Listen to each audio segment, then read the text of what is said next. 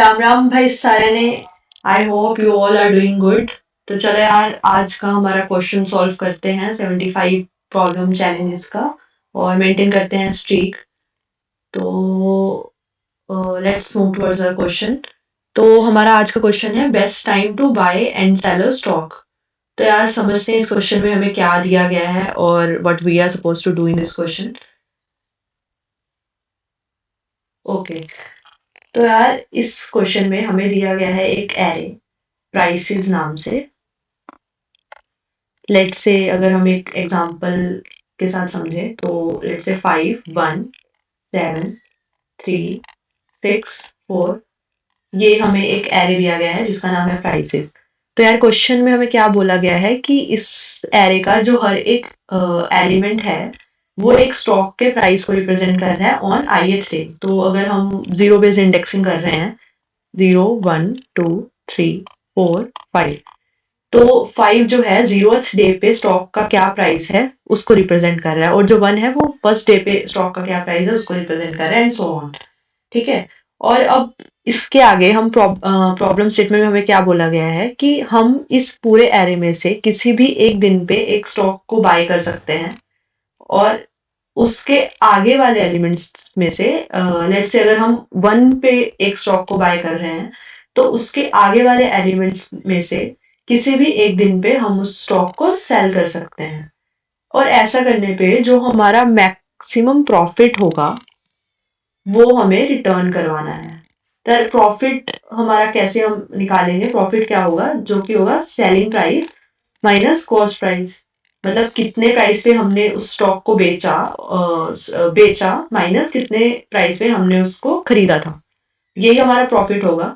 और इन सब में से सब एलिमेंट्स में से जो मैक्सिमम प्रॉफिट हमारा मिलेगा हमें किसी भी ट्रांजेक्शन से, वो हमें वो रिटर्न करवाना है। तो यार इस क्वेश्चन को पढ़ने के बाद जो सबसे पहला अप्रोच हमारे दिमाग में आता है वो है कि हम डबल लूप मेथड से इसको सॉल्व करें। ठीक है, डबल लूप मेथड से सॉल्व करें। तो अगर हमारे पास जो हमारा एरे है वो है 5 1 7 3 6 4, तो हम क्या सोचेंगे यार? हम सोचेंगे कि हर एक एलिमेंट के पास भाई हम जाएंगे और सपोज करेंगे कि हम इसी प्राइस पे इस स्टॉक को बाय कर रहे हैं, और फिर दूसरे लूप के थ्रू इसके आगे वाले एलिमेंट्स में से हर एक एलिमेंट के पास एक एक करके जाएंगे, और इस प्राइस पे इस एलिमेंट के साथ इसका प्रॉफिट निकालेंगे और उसको एक मैक्स प्रॉफिट नाम के वेरिएबल में स्टोर करवाते जाएंगे। जैसे कि लेट्स से अगर हम सोच रहे हैं कि हम सबसे पहले गए 5 पे और हमने 5 प्राइस पे एक स्टॉक को बाय कर लिया, तो उसके बाद फिर हम यार गए 1 पे और हमने सोचा कि हम 1 पे सेल करेंगे। तो प्रॉफिट क्या हुआ? प्रॉफिट हुआ हमारा -4, और एक मैक्स प्रॉफिट यहाँ पे हम इनिशिएट करते हैं लेट्स से 0 से। अब यार जीरो से क्यों हमें इनिशियलाइज करना है मैक्स प्रॉफिट से मैक्स प्रॉफिट को? तो क्योंकि हमें प्रॉब्लम स्टेटमेंट क्लियरली बोला गया है कि हमें अगर तो हम मैक्सिमम प्रॉफिट जो हमारा पूरा ट्रांजैक्शन के बाद पॉजिटिव आया तो हमें वो रिटर्न करवाना है, और अगर नहीं तो हमें 0 रिटर्न करवाना है। ये हमें क्वेश्चन में बोला गया है। तो इसलिए हम इसको पहले ही 0 रख लेते हैं कि अगर जो प्रॉफिट हमारा पॉजिटिव हुआ तभी हमारा मैक्स प्रॉफिट नाम का जो वेरिएबल है वो अपडेट होगा, नहीं तो नहीं होगा, और हम एंड में 0 प्रिंट करवा देंगे। तो सबसे पहले हमारा प्रॉफिट आया -4, जो कि मैक्स प्रॉफिट जो हमारा इनिशियली 0 है उससे कम है, तो हम इसको अपडेट नहीं करेंगे और हमारा मैक्स प्रॉफिट अभी भी जो है वो 0 ही रहेगा। अब हम गए, ये था 1 पे, और फिर हम गए 7 पे। तो 7 - 5 इज 2, तो 2 is greater than max profit जो कि हमारा इनिशियली 0 है, यहाँ तक 0 है। तो अब हमारा मैक्स प्रॉफिट जो है वो हो जाएगा 2, है ना। फिर उसके बाद हम गए 3 पे, और फिर गए 6 पे, फिर गए 4 पे। ठीक है। तो 3 - 5 इज -2, 6 - 5 इज 1, 4 - 5 इज -1। तो प्रॉफिट या मैक्स प्रॉफिट हमारा एट द एंड 2 ही रह जाएगा, क्योंकि इसमें से कोई भी इससे बड़ा नहीं है। ठीक है। तो एट द एंड 5 के लिए हमारा जो मैक्स प्रॉफिट होगा वो 2 होगा। फिर हम अपना जो आई वाला जो फर्स्ट लूप होगा उसको बढ़ाएंगे, 1 पे ले जाएंगे, और 1 के आगे वाले एलिमेंट्स के लिए सेम चीज चेक करेंगे, सेम विद 7 3 6 4। ठीक है, तो अगर हम इसको एक इम्प्लीमेंटेशन के फॉर्म में लिखें तो ऐसे लिखेंगे। ठीक है, तो एक फॉर लूप होगा जो हमारा 0 से लेके लेस देन n-1 तक चलेगा, यानी कि 6 तक हम चलाएंगे। और फिर जो इसके अंदर वाला लूप होगा, जे से हम उसको अगर डिनोट करें तो इंडेक्स को, तो जे इज इक्वल टू i+1 से ये लूप हमारा चलेगा और एन तक इसको चलाएंगे। जैसे लेट्स से अगर 0 बेस्ड इंडेक्सिंग है, 0 1 2 3 4 5, तो अगर हम i इज इक्वल टू 0 वाले एलिमेंट के लिए देखें जो कि 5 है, तो फिर इसके लिए हम जो इनर हमारा लूप है वो कहाँ से स्टार्ट कर रहे हैं, j इज इक्वल टू 0+1 1 से लेकर n तक। सेम विद 1, अगर हम फर्स्ट इंडेक्स से को देख रहे हैं, i इज इक्वल टू हमारा 1 है, तो j हमारा 2 से स्टार्ट होकर n एलिमेंट तक जाएगा। ठीक है, तो ऐसे करने पे हम इस लूप के बाहर एक मैक्स प्रॉफिट नाम का वेरिएबल इनिशिएट करेंगे 0 से। ठीक है, और इस लूप में हम प्रॉफिट निकालेंगे, इन प्रॉफिट, जो कि है हमारा prices of J minus prices of I, right. और फिर जो मैक्स प्रॉफिट है उसको हम अपडेट करेंगे, जो कि होगा मैक्स प्रॉफिट कॉमा प्रॉफिट। ठीक है, तो यार ऐसा करने में जो जब हम ये दो लूप्स से बाहर आएंगे तो हम प्रिंट करवा देंगे हमारा मैक्स प्रॉफिट, रिटर्न करवा देंगे रिटर्न मैक्स प्रॉफिट। तो ये हमारा आंसर हो जाएगा। लेकिन अब अगर इस प्रोसेस का हम टाइम कॉम्प्लेक्सिटी देखें तो यार इसका टाइम कॉम्प्लेक्सिटी होगा O of n square. If we suppose the length of array is n, अगर प्राइसेस जो एरे है हमारा वो n लेंथ का है, तो O ऑफ n स्क्वायर होगा, क्योंकि एक लूप चल रहा है i 0 से लेकर n-1 तक और दूसरा लूप चल रहा है j जो कि i+1 से n तक, तो अप्रॉक्स ये n स्क्वायर ही होगा। ठीक है, और जो इसका स्पेस कॉम्प्लेक्सिटी है वो है O ऑफ 1 तक, O ऑफ 1, यानी कि हम कांस्टेंट स्पेस में अपना पूरा काम कर रहे हैं। हमने सिर्फ एक वेरिएबल इनिशियलाइज किया है जो कि मैक्स प्रॉफिट है, तो ये हमारा कांस्टेंट स्पेस में हो रहा है।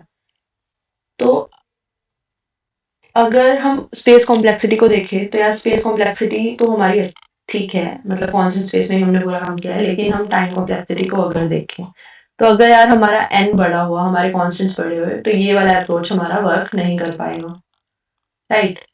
तो इस सॉल्यूशन को हमें ऑप्टिमाइज करना पड़ेगा, क्योंकि ये तो हमारा था ब्रूट फोर्स। ठीक है, तो हम इसको अब ऑप्टिमाइज करने की तरफ चलते हैं। तो यार हमारा सेकंड अप्रोच क्या होना चाहिए, तो फिर से हम वही अपना एक एग्जांपल एरे लेते हैं जिसके एलिमेंट्स हैं 5 1 7 3 6 और 4। यार अगर फिर से हम सोचें कि हम इस पूरे प्रोसेस से ऊपर जो डबल लूप मेथड किया, तो हम लोगों को निकालना क्या था, max profit, right. Double loop method में हम क्या कर रहे थे, हम एक प्राइस को फिक्स कर रहे थे जिसको हम कॉस्ट प्राइस मान के उसके आगे वाले एलिमेंट्स में से मैक्स जो एलिमेंट था, मैक्स प्राइस जो था, उसके साथ उसका प्रॉफिट निकाल रहे थे, और वही हमारा मैक्स प्रॉफिट आता था हर केस में।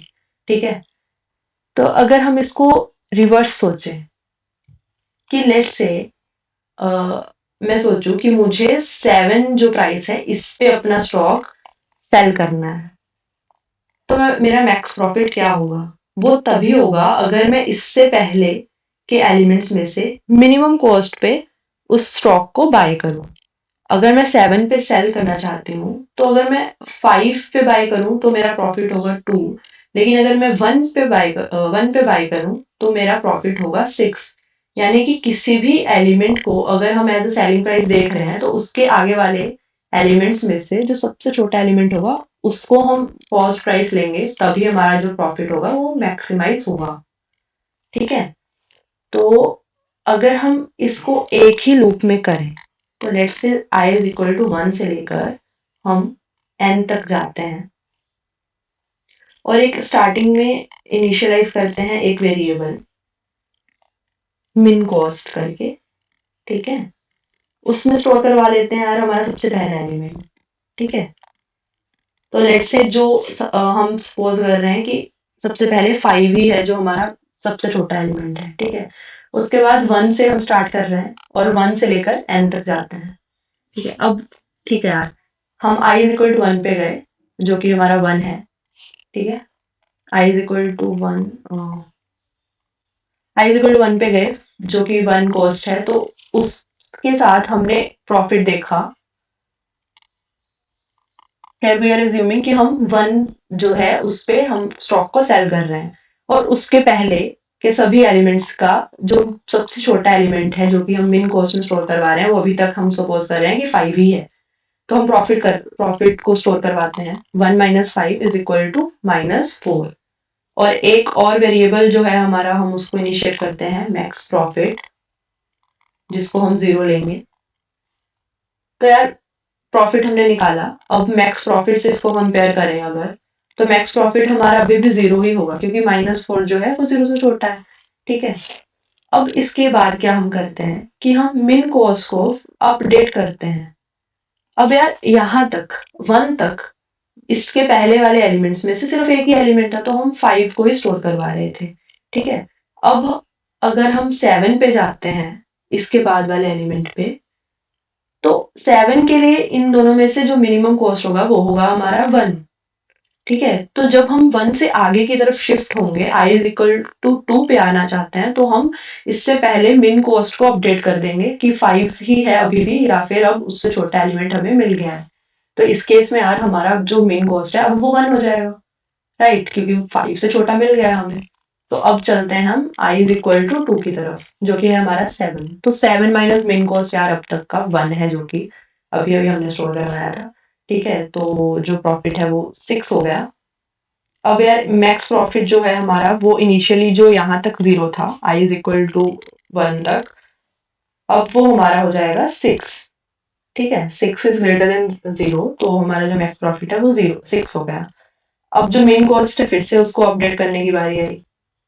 अब यार अगर 7 के आगे बढ़ रहे हैं 3 पे, तो अब फिर से हम देखना चाहते हैं कि इसके आगे का सबसे छोटा एलिमेंट क्या है। 1 ही है अभी भी जो हम पहले से लेकर चल रहे हैं या फिर एक और छोटा एलिमेंट हमें मिल गया। तो यार 1 ही है ऑब्वियसली। ठीक है, तो मेन कॉस्ट जो है हमारा अभी भी 1 ही रहेगा क्योंकि 7 तो उससे बड़ा है। तो फिर हम बढ़े i इज इक्वल टू 3 की तरफ जो कि है 3। ठीक है, फिर से हमने प्रॉफिट निकाला, profit is 3 minus 1, min cost है जो कि हमारा 3 minus 1 is equal to 2। Max profit जो हमारा है वो इनिशियली जो 6 था वही रहेगा क्योंकि प्रॉफिट इस केस में हमारा 2 है। और फिर से हम मिन कॉस्ट को अपडेट करते हैं, फिर से यार मिन कॉस्ट हमारा 1 ही रहेगा क्योंकि 6 तो 1 से बड़ा ही है। ठीक है, अब हम चलते हैं i इज इक्वल टू 4 की तरफ। तो 6 माइनस मिन कॉस्ट जो हमारा है 1 इज इक्वल टू 5, प्रॉफिट हमारा ये हो गया। और फिर इसके बाद जो हमारा मैक्स प्रॉफिट है वो भी यार हमारा ऊपर वाला ही सेम रह जाएगा जो कि हमारा था 6। ठीक है, इसको हम अपडेट नहीं कर पाए। मेन कॉस्ट जो है वो भी हमारा 1 ही रहेगा। उसके बाद i इज इक्वल टू 5, 4 की तरफ गए तो 4 माइनस 1 इज 3, प्रॉफिट हमारा ये हो गया। जो मैक्स प्रॉफिट है वो हमारा हो गया अभी भी 6 ही है वो क्योंकि 3 भी 6 से छोटा है। और मेन कॉस्ट यार अब हमारा हो गया 1 ही हो गया। और यहाँ पे आकर अगर लास्ट एलिमेंट पे आकर ये अपडेट हो जाता तो हम उसका फायदा आगे नहीं ले सकते थे, राइट, क्योंकि उसके आगे कोई भी एलिमेंट है ही नहीं जहाँ पे हम उसको सेल कर सकें। तो एट द एंड यार हम लोगों को मिल गया हमारा जो मैक्स प्रॉफिट है वो हमें मिला कि हमारा 6 है। तो इस अप्रोच में यार हमने इस एरे को पूरा एक ही बार ट्रेवर्स किया, तो इसका जो टाइम कॉम्प्लेक्सिटी है वो O ऑफ n है क्योंकि हमने एक सिंगल लूप में ये पूरा काम किया है। हम हर बार एक प्रॉफिट बनाते गए, एक मैक्स प्रॉफिट में उसको स्टोर कराते गए और एक मिन कॉस्ट जो एलिमेंट है उसको अपडेट करते गए, राइट। तो ये पूरा काम हमारा एक सिंगल लूप में हुआ, O ऑफ n टाइम में हुआ। और टाइम कॉम्प्लेक्सिटी यार अभी भी इसका जो है वो O 1 ही है क्योंकि इस केस में भी हमने कोई भी ऑक्सिलरी स्पेस एरे की फॉर्म में नहीं बनाया, हमने सिंपल एक इंट वेरिएबल्स अपने जो है बनाए हैं। तो ये कांस्टेंट स्पेस में ही अभी भी हम सॉल्व कर पाए हैं। तो ये था इस क्वेश्चन का ऑप्टिमाइज्ड अप्रोच। देखते हैं इसको कोड कैसे किया जाए। तो यार यहाँ पे मैंने पहले से कोड करके रख लिया है इसको। तो ये जो है हमारा फंक्शन हमें दिया गया है। तो int n is equal to prices dot size, prices का साइज का एक वेरिएबल मैंने इनिशिएट कर दिया है n, और फिर एक मिन कॉस्ट वेरिएबल बना लिया है एज वी हैव डिस्कस्ड। तो इसको प्राइसेस 0 से हम लोग इनिशिएट कर चुके हैं, जो कि फर्स्ट एलिमेंट है हमारे एरे का। ठीक है, एक मैक्स प्रॉफिट है जिसको हमने 0 से इनिशिएट किया है। तो you can see it from here, जो मैंने पहले भी डिस्कस किया है कि हम 0 से क्यों इसको इनिशिएट कर रहे हैं, क्योंकि हमें यहाँ पे बोला गया return the maximum profit you can achieve from this transaction. If you cannot achieve any profit then return 0। मतलब अगर हमारा मैक्स प्रॉफिट एंड तक नेगेटिव में ही आ रहा है तो हमें 0 रिटर्न करवाना है। तो हमने इसको 0 से इनिशियलाइज किया। आई इज इक्वल टू 1 से लेकर एन तक हमने एक लूप चलाया। हर बार हम यहाँ प्रॉफिट देखते गए। ठीक है, और फिर एक मैक्स प्रॉफिट जो हमने इनिशिएट किया है उसको हम अपडेट कर रहे हैं प्रॉफिट के साथ। मेन कॉस्ट है उसको भी अपडेट कर रहे हैं मिनिमम लगाकर, जो ताकि हमें हर एलिमेंट के पहले वाले एलिमेंट्स में से एक मिन प्राइस है जो वो पता रहे। और एट द एंड यार हम मैक्स प्रॉफिट को रिटर्न करवा रहे हैं। ठीक है, तो यार आई होप आप सबको ये क्वेश्चन समझ आया हो, and this is all from my side for today. Thank you.